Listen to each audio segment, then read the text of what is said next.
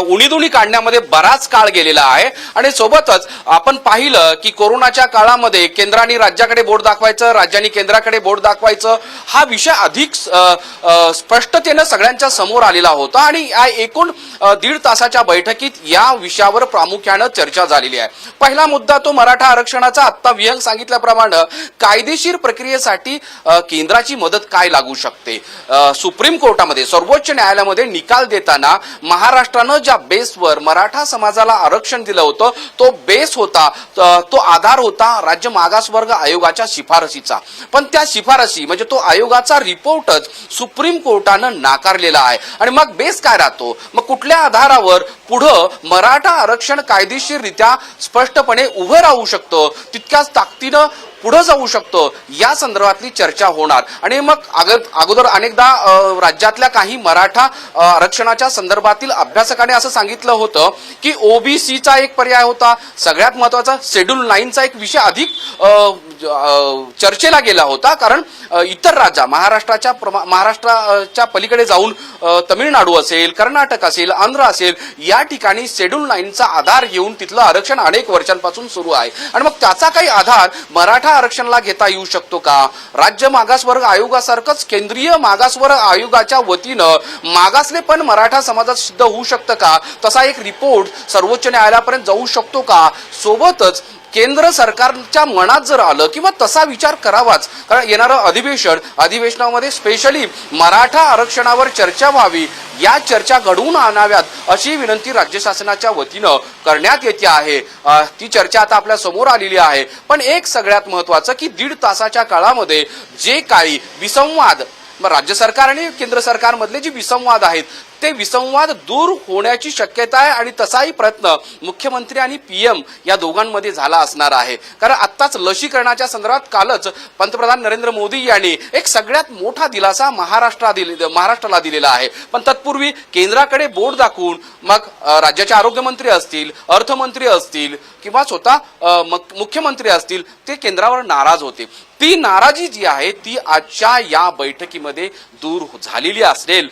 थोड्याच वेळात पत्रकार परिषद होईल आणि जे 1.5 तासातला सारांश पत्रकार परिषदेच्या रूपानं महाराष्ट्रातील जनतेला ऐकायला मिळणार आहे। आपण त्याच पत्रकार परिषदेकडे डोळे लावून बसलो आहोत, कारण महाराष्ट्रासाठी काहीशी दिलासादायक बातमी केंद्र सरकार म्हणजे स्वतः पंतप्रधान नरेंद्र मोदी देतात का, हे पाहणं अत्यंत औत्सुक्याचं असणार आहे। एक महत्वाचा मुद्दा मराठा आरक्षणाचा, जीएसटीचा मुद्दा आता विहंग सांगत होता, तो अत्यंत गेल्या 2-2.5 वर्षांपासून म्हणजे जसं राज्यामध्ये महाविकास आघाडीचं सरकार आलंय तेव्हापासून जीएसटीचा प्रश्न अतिशय गंभीरतेने चर्चेला आणला जातोय। कारण जो जीएसटीचा परतावा केंद्र सरकारकडून राज्य सरकारला द्यायला हवा होता तो दिला जात नाही। दुसरीकडे भाजपचे स्थानिक नेते म्हणजे राज्यातले नेते असं सांगतायत की हे सगळं महाविकास आघाडीकडून चुकीचं सांगितलं जात आहे, कारण केंद्राचा जो परतावा आहे तो राज्याला मिळालेला आहे आणि त्यामुळं ह्या सगळ्या गोष्टी आजच्या बैठकीमध्ये स्पष्ट होतील अशी अपेक्षा आहे आणि त्यामुळं सकारात्मक दृष्टिकोन या बैठकीकडे सगळ्या राजकीय नेत्यांचा आहे। स्वतः मुख्यमंत्री या बैठकीला ज्या स्वतःहून विनंती करून वेळ मागितली, अर्धा तासाची वेळ दिली होती, पण अर्धा तासाच्या वेळेऐवजी 3 पट म्हणजे 1.5 तास ही बैठक चाललेली आहे आणि या 1.5 तासाच्या बैठकीमध्ये राज्याला तर काही मिळेल अशी अपेक्षा आहे किंवा सकारात्मक चर्चा तर होईल अशी अपेक्षा आहे।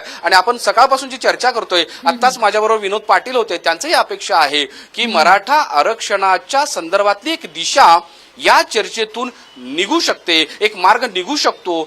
केंद्र आणि राज्य सरकारची भूमिका, केंद्राला काय करायचंय, राज्याला काय करायचंय हे स्पष्ट होऊ शकतं आणि पुढच्या काळामध्ये राज्यांनी केंद्राकडे आणि केंद्राने राज्याकडे बोट दाखवत न बसता मराठा समाजाला, मराठा समाजाच्या हितासाठी काय देऊ शकतो याचा विचार दोन्ही सरकार करतील अशी अपेक्षा आहे आणि त्या अपेक्षेपोटी महाराष्ट्रातला मराठा समाज आजच्या बैठकीकडे डोळे लावून बसलेला आहे। आता आपण पुन्हा एकदा जर चर्चा केली तर मराठा समाजाच्या प्रामुख्यानं मागण्या 6 होत्या। आरक्षणाची मागणी तर न्यायालयीन प्रक्रियेचा भाग बनलेली आहे, सोबतच राज्य सरकारला विनंती करून सारथीचा प्रश्न असेल, अण्णासाहेब आर्थिक महामंडळाचा विषय असेल, मराठा समाजातील विद्यार्थ्यांच्या नोकऱ्यांचा असेल, प्रवेशांचा असेल, याचा प्रश्न निकाली राज्य सरकारनं लावावा अशी मागणी राज्यातल्या मराठा नेत्यांनी केली होती, मराठा समाजाने केली होती. पण त्यावर अजून चर्चा सुरू आहे. माधव, याविषयी अधिक माहिती तुमच्याकडून घ्यायची आहे. मात्र एक मोठी बातमी आपल्या समोर येते. पंतप्रधान निवासस्थानाहून मुख्यमंत्री निघाल्याची माहिती समोर येते. मुख्यमंत्री महाराष्ट्र सदनकडे रवाना झालेले आहेत. आताची ही सगळ्यात मोठी अपडेट आपण बघू शकतोय. पंतप्रधान यांच्या निवासस्थानी ही बैठक होती आणि त्यानंतर मुख्यमंत्री उद्धव ठाकरे हे तिथून निघाल्याची माहिती समोर येते. तर या अधिकृत भेटीनंतर पंतप्रधान आणि मुख्यमंत्री यांच्यामध्ये खासगी भेट होणार असल्याची माहिती सुद्धा समोर येत होती. वैयक्तिक भेट होणार असल्याची माहिती सुद्धा समोर येते. मात्र पंतप्रधान निवासावरून आता मुख्यमंत्री हे महाराष्ट्र सदनकडे निघाल्याची माहिती समोर येते. आताची ही सगळ्यात मोठी आणि महत्त्वाची बातमी आपण बघू शकताय. फक्त साम टीव्हीवर अवघ्या महाराष्ट्राचं ज्या बैठकीकडे लक्ष लागलेलं होतं ती बैठक तब्बल 1.5 तासानंतर संपलेली आहे. त्यामुळे या बैठकीनंतर आता मुख्यमंत्री काय बोलतात, या बैठकीमध्ये नेमके काय काय मुद्दे चर्चिले गेले आणि त्यावर काही तोडगा निघाला का, राज्याचं समाधान झालं का, ते पाहणं महत्त्वाचं असणार आहे. आणि ते आपल्याला आता थोड्याच वेळात होणारी जी पत्रकार परिषद आहे त्या पत्रकार परिषदेमधून आपल्या समोर येणार आहे. आताची आणि आजची ही सगळ्यात मोठी आणि महत्त्वाची बातमी आपण बघू शकतोय. जेव्हापासून राज्यामध्ये महाविकास आघाडी सरकार आलेलं आहे तेव्हापासून केंद्र सरकार आणि राज्य सरकार यांच्यामध्ये खटके उडत होते आणि आजच्या या तब्बल 1.5 तासाच्या बैठकीनंतर तरी हे खटके थांबणार का असा प्रश्न आता उपस्थित होतोय. तर आरक्षणावर तोडगा निघणार का हा देखील एक महत्त्वाचा मुद्दा आहे. कारण आजच्या बैठकीचा महत्त्वाचा मुद्दा हा मराठा आरक्षण होता. त्यामुळे आजच्या या बैठकीमध्ये मराठा आरक्षणाच्या मुद्द्याला काही दिशा मिळाली का ते पाहणं ही महत्त्वाचं असणार आहे. आणि ही ताजी दृश्य आपण बघू शकताय साम टीव्हीच्या माध्यमातून. दिल्लीतील ही दृश्य आहेत. दिल्लीमधील पंतप्रधान मोदी यांच्या निवासस्थानावरून मुख्यमंत्री निघालेले आहेत आणि त्यांच्याच गाड्याचा हा ताफा आपण बघू शकतोय.